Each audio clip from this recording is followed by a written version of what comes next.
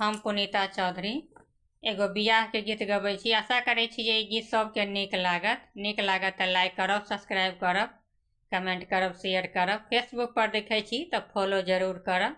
जय मिथिला, जय मैथिली। पीपर का पातया कासहि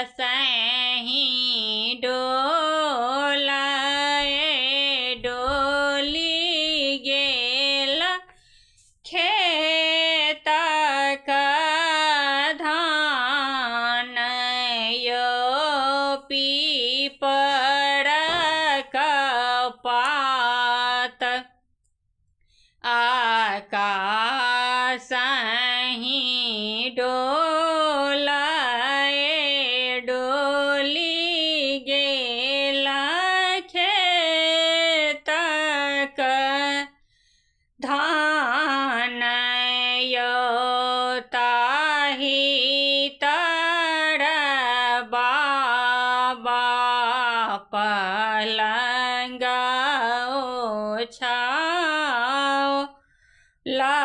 सुतल पीताम्बर तानियो ताहि तर बाबा पलंग ओछाओल सुतल पीताम्बर तानियो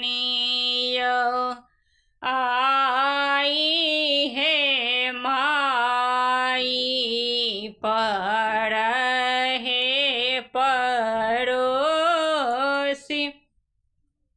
ना बाबा के दिया न जगाए आई हे माई पर हे पड़ोसी न बाबा के दिया न जगाए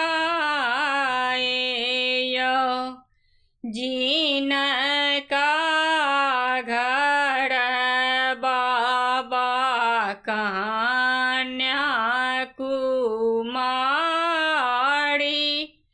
से हो को न सुतता निश्चिंतयो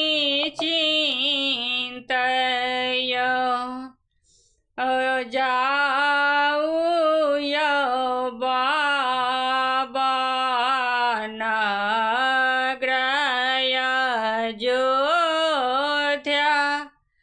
राजा दशरथ जी के द्वार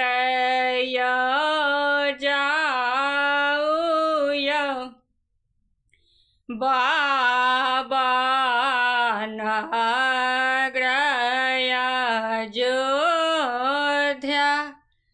राजा दशरथ जी के द्वार राजा दशरथ जी के चारि बालक छन छोटे बर करता कन्यादान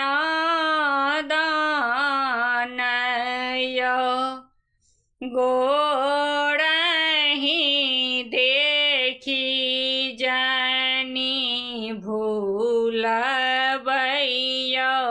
बाबा श्यामल रंग छथि भगवान